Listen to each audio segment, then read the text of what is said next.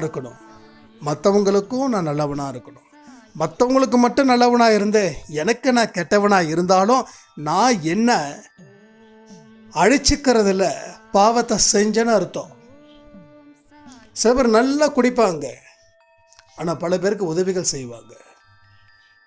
கேட்டால் நான் நிறைய பேருக்கு உதவிகள் செய்வேன்னு சொல்லுவாங்க. ஆனால் நீ ஏன் குடிச்ச?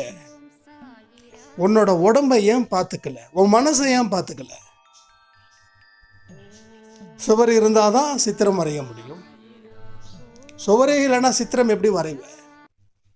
கடவுள் உனக்கு எல்லாமே கொடுத்துட்டாரு, நீ அந்த சுவரை இடிச்சிட்ட, அதனால் சித்திரம் எழுத முடியல.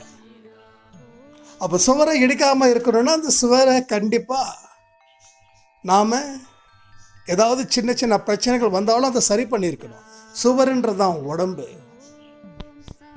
அப்போ நம்ம உடம்பையும் சதைச்சிக்க கூடாது, நம்ம